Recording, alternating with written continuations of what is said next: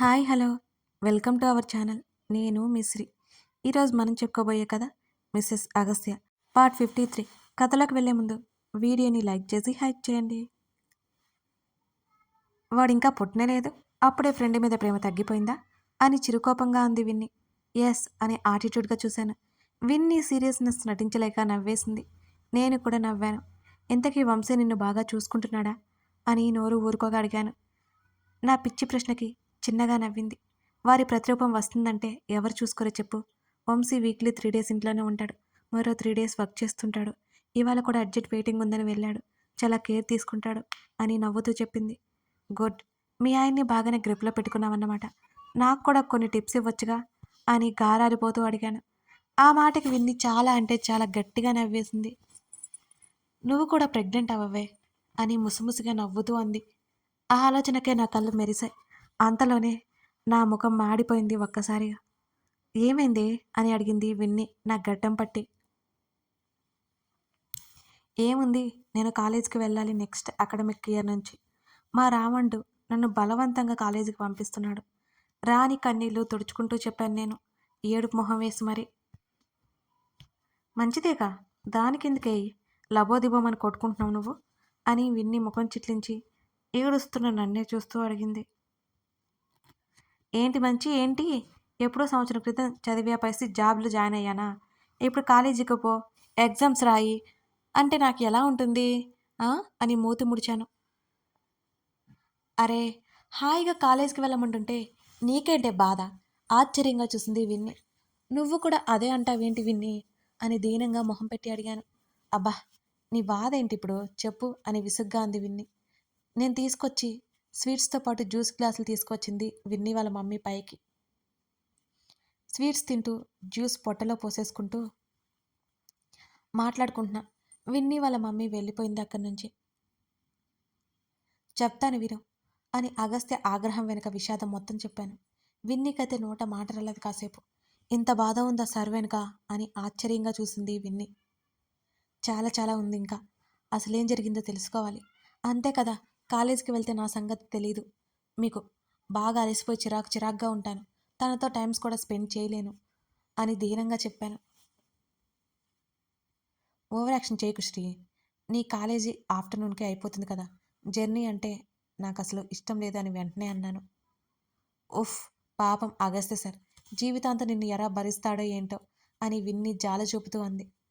నీ పొట్టలో ఉన్నాడు కాబట్టి బుజ్జోడు నువ్వు బ్రతికిపోయావే, లేకపోతే నీ మాడు పగిలేలా ఒకటిచ్చేదాన్ని అని కోపంగా అన్నాను.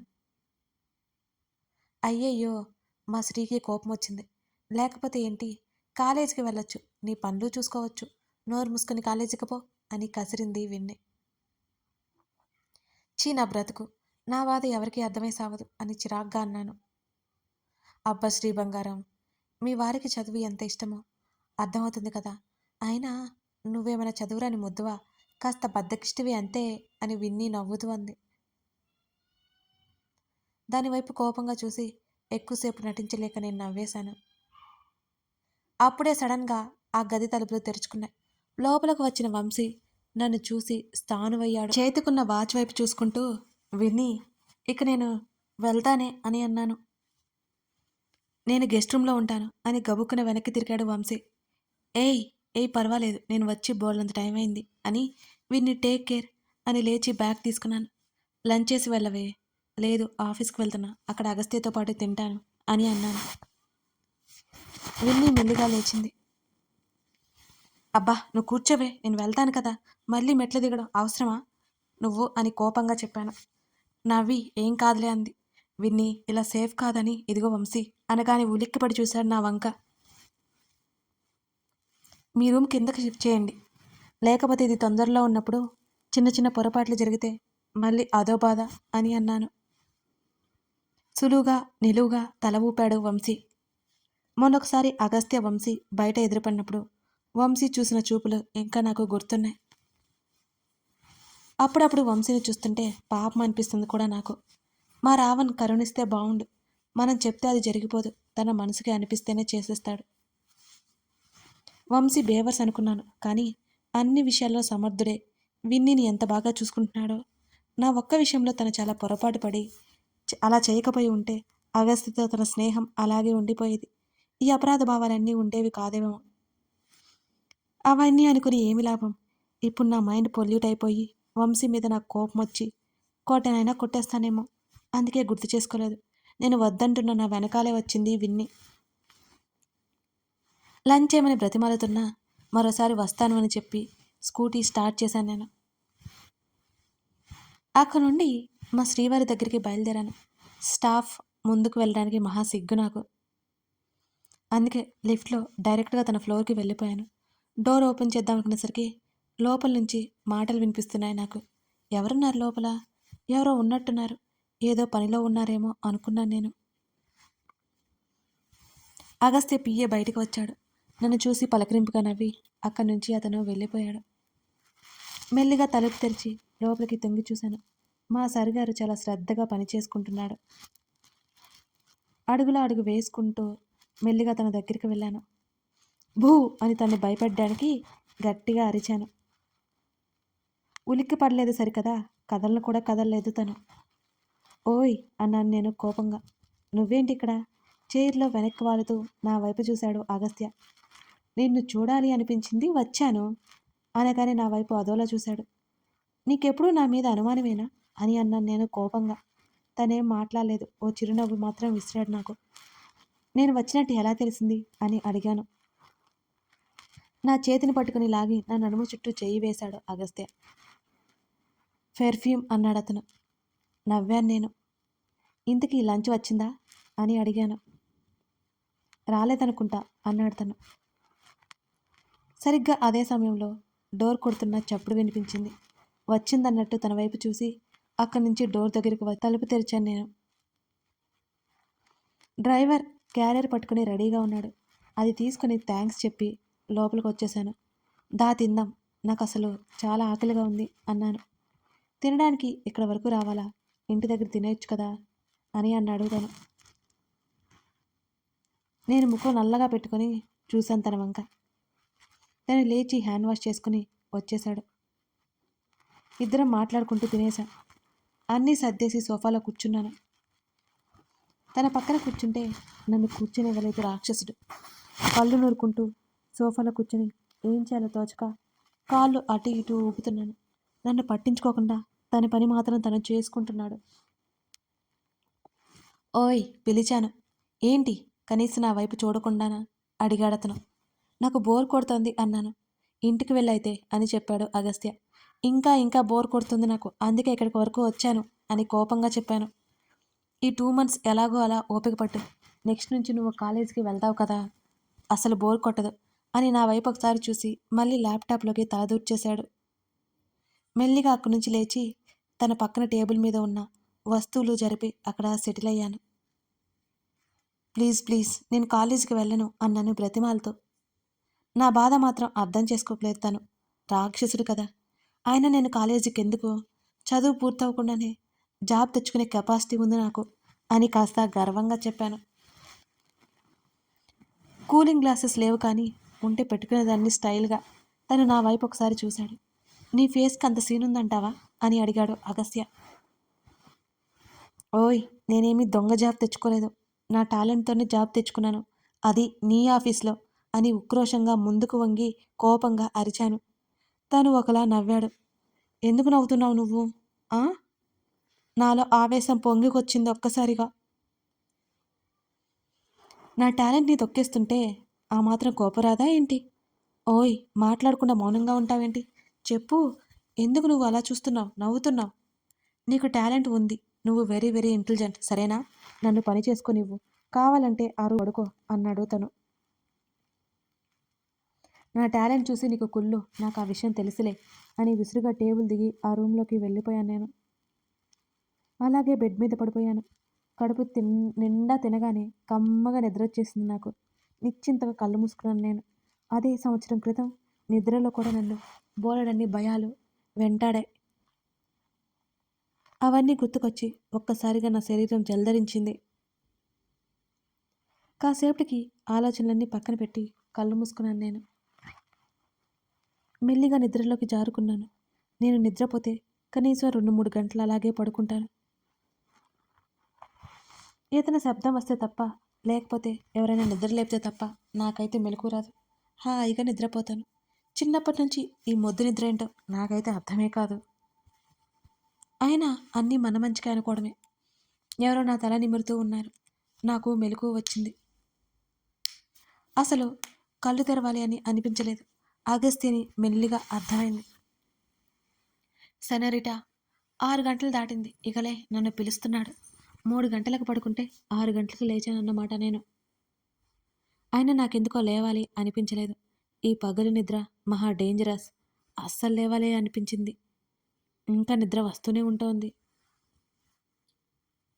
తన చేతిని తీసుకుని నా చెంప కింద పెట్టుకుని, ఇంకో 10 నిమిషాలు పడుకుంటాను సరేనా అని అన్నాను మళ్ళీ నిద్రలోకి జారుకుంటూ. నా బుగ్గ మీద గిల్లేశాడు. చుర్రుమనిపించి కళ్ళు తెరిచి చూశాను నేను తన వంక. అలగగా చూస్తూ పెదవులు బిగపట్టాను. నా వీపు చుట్టూ చెయ్యేసి లేపి కూర్చోబెట్టాడు. తప్పక లేచి ముఖం కడుక్కొచ్చాను. మరో 5 నిమిషాల్లో కారులో ఉన్నాం ఇద్దరం. ఎక్కడికి వెళ్తున్నాం? ఇంటివైపు కాకుండా మరోవైపు తీసుకెళ్ళిపోతుంటే అడిగాను. తను మాట్లాడలేదు. ఈ సస్పెన్స్లు గట్లా నా వల్ల కాదు. ముందు చెప్పు అని తన చేతిని పట్టుకుని నేను ఊపేశాను. కాసేపు ఆగు అన్నాడు తను. అలిగి కూర్చున్నానిక. ఆ అలక కూడా పట్టించుకోలేదు తను. కారు ఎటేటో వెళ్తుంది. తీరా వాళ్ళ ఇంటి వైపు వెళ్తుందని అర్థమైంది. నా కళ్ళని నేను నమ్మలేకపోయాను. కారు బయట ఆపి తనేదో చెప్పబోయేలోపు ఉత్సాహంగా కారు దిగడానికి హ్యాండిల్ మీద చేయి వేశాను. కారు దిగావు అంటే కాళ్ళు విరిచేస్తా అని సీరియస్గా వచ్చింది తన గొంతు. తన వైపు నేను అలకగా చూశాను. కొంపదీసి నేను ఇంతకు ముందు వచ్చిన విషయం తెలుసుకున్నాడా ఏంటి? అందరి ముందు నా తాట తీస్తాడా ఏంటి? ఆ ఆలోచన రాగానే భయపడి చచ్చాను నేను.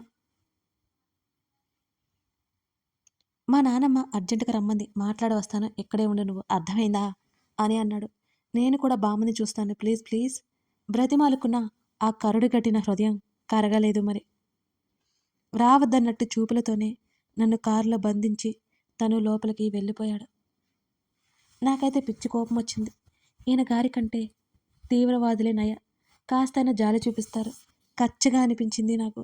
మరో పావు గంటకి తను వచ్చాడు. నేను ముఖాన్ని నల్లగా పెట్టుకుని ఒక పక్కన కూర్చున్నాను. తన వెనకాల క్రిష్, బామ్మ వచ్చారు. కారు దిగనా అని అడిగాను తన్ని చూడకుండానే. ఏం అక్కర్లేదు. తన మాటలకి ఒళ్ళు మండిపోయింది నాకు. ఎలా ఉన్నావే మనవరాలా? బామ్మ నవ్వుతూ అంది. చూడు నీ మనవడు కనీసం కారు కూడా దిగట్లేదు. దిగనివ్వట్లేదే నన్ను అని అన్నాను. వాడి గురించి నీకు తెలియకుండా ఉందా ఏంటి అని అంది బామ్మ. నేనేం మాట్లాడలేదు. తను మా మాటలు పట్టించుకున్నట్టు అటువైపు నుంచి విండో నుండి బయటకు చూస్తున్నాడు. ఏంటి బామ్మ సంగతులు? నీ సంగతేంటి క్రిష్ అని కళ్ళెగరేస్తూ అడిగాను. నా పెళ్ళికి ఇంకా గ్రీన్ సిగ్నల్ ఇవ్వలేదు మా అత్త అని అన్నాడు ముఖం చిరాగ్గా పెట్టుకుని క్రిష్. నేనున్నానుగా అని నిశ్చింతగా ఉండమని కళ్ళార్పాను మెల్లిగా చెప్తూ. ఏదో ఒకటి చేయి ప్లీజ్. నా చేతిని పట్టుకున్నాడు క్రిష్. పాపం క్రిష్ ఎందుకో చాలా కంగారు పడుతున్నాడని నాకు అర్థమైంది.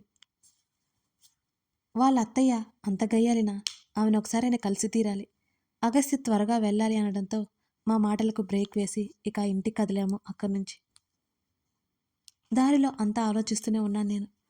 ఒకసారి కూడా అంకుల్ని కలవడానికి వీల్లేదు.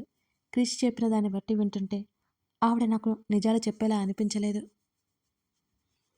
అని కానీ అగస్త్యకిచ్చి పెళ్లి చేయాలని ఆవిడ కోరిక. ఇప్పుడు నాతో పెళ్లి జరగడం ఆవిడకి నా మీద పీకల దాకా కోపం ఉండి ఉండాలి. నేనేం అడిగినా అసలు చెప్పేలా ఉండదు. నేను అంకుల్ని కలిసి మాట్లాడాలి. కానీ అగస్త్యకి తెలిస్తే ఆ కోపాన్ని భరించడం నా వల్ల అవుతుందా? తను కోపంగా ఉన్నప్పుడు ఎదుటివారు చెప్పేది ఏమాత్రం పట్టించుకోడు. అప్పుడు మా ఇద్దరి మధ్య దూరం పెరిగితే? లేదు లేదు, అలా జరగకూడదు. ఏం చేయాలో నాకు అసలు అర్థం కాలేదుగా. డాడీతో ఈ విషయం చెప్పి డాడీని ఏదో ఒక హెల్ప్ అడగాలి. నా ఆలోచనలు నేను ఉండగానే ఇంటికి వచ్చేశాను. తను పిలిచే వరకు తేరుకోలేదు నేను. కారు దిగి బొమ్మల లోపలికి నడుచుకుంటూ వెళ్ళిపోయాను. నా ఆలోచనలో నా మెదడులో నా ఆలోచనలు నా మెదడులో గిర్రున తిరుగుతూనే ఉన్నాయి. గదిలోకి వెళ్ళిపోయి బెడ్ మీద కూలబడి దీర్ఘంగా ఆలోచిస్తున్నా. తను ఫ్రెష్ అయి వచ్చాడు. ఇవన్నీ పట్టించుకునే స్థితిలో లేను నేను. తను ఖచ్చితంగా అడుగుతాడనే విషయం గుర్తులేదు నాకు. నాలో వచ్చిన ప్రతి చిన్న మార్పు తను ఈజీగా కనిపెట్టేస్తాడు. తను వచ్చాడు. నా పక్కన కూర్చున్నాడు. అయినా నా అరుణ వీధిలో ఆలోచనలకి అంతం లేదు. నా గడ్డం పట్టుకుని తన వైపుకు తిప్పుకున్నాడు. ఉలిక్కిపాటుగా కళ్ళు పెద్దవి చేసి చూశాను నేను. కథ కొనసాగుతుంది. శ్రీధ ఆలోచనలకి అగస్త్య ఏం చేయబోతున్నాడు? ఆమె కోరుకున్నట్టు జరుగుతుందా? అసలు అతని కథ ఇంకా ఏంటి? అప్పట్లో ఏం జరిగింది? ఎందుకు అగస్త్య తన తండ్రికి దూరంగా ఉంటున్నాడు? నిజంగానే అతని తండ్రి తప్పు చేశాడా? ఇవన్నీ తెలియాలి అంటే ఈ కథని ఇంకా చూడాల్సిందే. ఇంకొక చిన్న విషయం అండి, మన సిరి ఆడియో స్టోరీస్లో నిరీక్షణ అనే స్టోరీ ఉంది. అది చాలా భిన్నంగా ఒక సినిమాటిక్ స్టోరీలా ఉంటుంది. మీరు తప్పకుండా ఆ స్టోరీని చూడండి. నిజంగా మీకు తప్పకుండా నచ్చుతుందని అనుకుంటున్నాను. మిస్ చేయకండి friends. Thank you for watching this video.